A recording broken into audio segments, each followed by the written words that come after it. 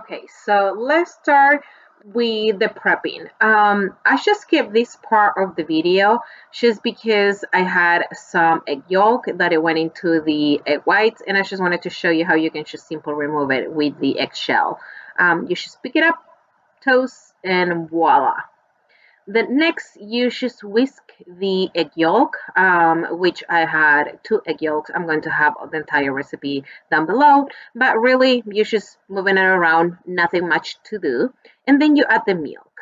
And you just keep mixing. Again, it's not that you're making anything fancy. It's just for the sake of the video, so I will have time to be talking. I just kept moving it around, but it's not that you have to make it any specific consistency or anything. You're just moving it around.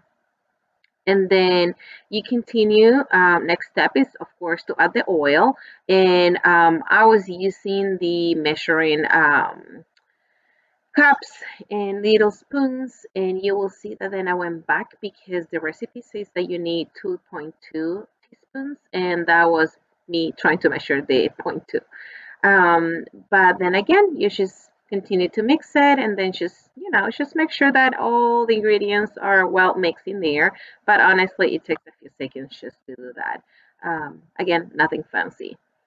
And then we continue with that. Just waiting in here.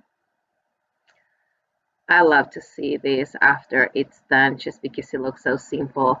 But I adjusted the recipe and I will tell you about it. So here we go. Now, okay, so here we are. It's the same step. And then I'm adding the vanilla essence. Any type of vanilla essence that you have will do. And again, just mixing just to make sure that everything is well mixed in there. And then next step is to add the flour. Now I'm showing you how liquid it should be. Now you will see that I do not add all the flour, and that's because when I did it the first time, so this is the third time that I did the recipe, all the recipes online were given the wrong proportions. And so instead of adding the entire amount, then I was like, you know what, I'm just going to add less, because that's what happened, that why the 2 previous recipes did not work, because all the recipes you get online, they are not correct. I can just tell you right now. I fixed it myself with my own culinary knowledge, and you can see that how it was still kind of like thick. It shouldn't be like that. It needs to be more liquid. So what I did is that I just add a little bit more milk, as simple as that, just so it can be, more liquid. It cannot be that thick, because then when you add the egg whites later, when you're going to be incorporating the egg whites, you don't want a thick consistency, so it's going to be easier to manage. And you see then again that it's a little bit of more milk than what I'm going to have in the recipe down below, but I just want to show you the consistency. You see that how it's not super runny, but it has a good consistency. It can move easily, it's not thick, has a paste, and that's how it should be. Then next, you just get your egg whites. Now again, I changed the recipe, so basically you need the double amount of egg whites than you use for egg yolks. So the recipe I'm using, it has 2 egg yolks, and then I'm using 4 egg whites. And then you're just blending that out so you can get a meringue consistency. One thing I did not have in the video in here is that right before I start, mixing the egg whites, is that you want to add the vinegar. So you have your egg whites, vinegar, start, mixing, and then add your sugar.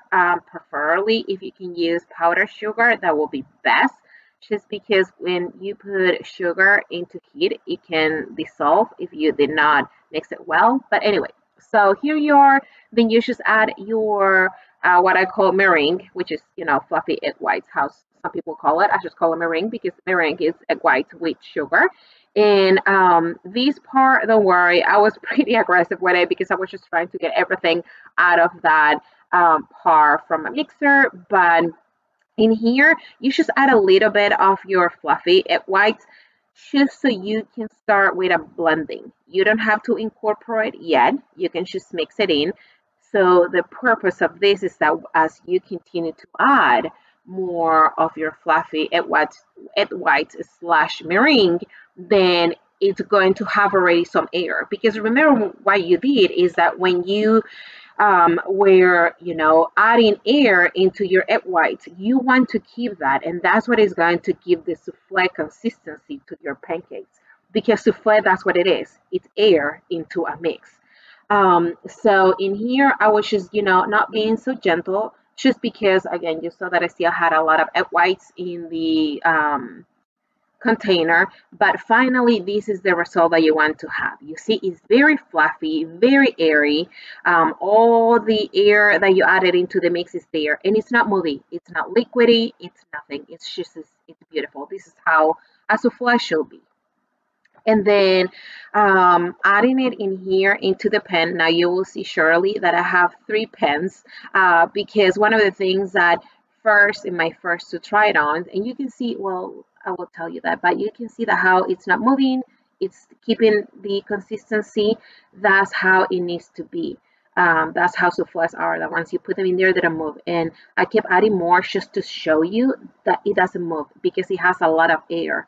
And that's what you're looking for. You're looking for a lot of air into your souffle so it doesn't move. But anyway, so you're going to see here shortly that how I have 3 type of containers. So I have this square skillet, which has been very well used.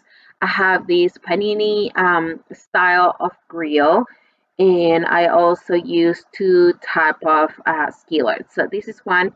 Now you will see here surely I have a little syringe. That's just water, because the idea is that you put oil into your pan, ideally something that it will not stick.